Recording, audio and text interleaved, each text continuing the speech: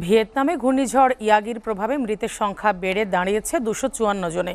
আহত হয়েছেন আরও 850 জনেরও বেশি মানুষ। এদিকে ঘূর্ণিঝড় ইয়াগির তাণ্ডবে মিয়ানমারে নিহত হয়েছেন অন্তত 19 জন। নিখোঁজ রয়েছেন আরও অনেকে। আরও জানাচ্ছেন মালিহা চৌধুরী। ভিয়েতনামে ঘূর্ণিঝড় ইয়াগির কারণে সৃষ্ট ভূমিধস ও বন্যায় মৃতের সংখ্যা বেড়ে দাঁড়িয়েছে 254 জনে। আহত হয়েছেন 820 জনের বেশি মানুষ।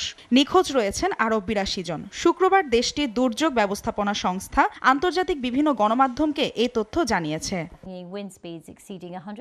টাইফুন ইয়াগি গত শনিবার ভিয়েতনামে আঘাত হানে। এর ফলে এক সপ্তাহ ধরে দেশটিতে ভারী বৃষ্টিপাত হচ্ছে। টানা বৃষ্টির কারণে ভিয়েতনামের পার্বত্য উত্তরাঞ্চলে বন্যা ও ভূমিধসে ক্ষতিগ্রস্ত এলাকাগুলোয় উদ্ধার কাজ চালিয়ে যাচ্ছেন উদ্ধারকর্মীরা।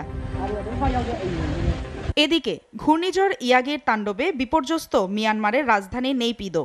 গেল বৃহস্পতিবার থেকে এই পর্যন্ত নিহত হয়েছেন অন্তত 19 জন এবং ঘরবাড়ি হারিয়ে বাস্তুচ্যুত হয়েছেন হাজারো মানুষ। Maliha Chowdhury, international desk, এসিটিভি।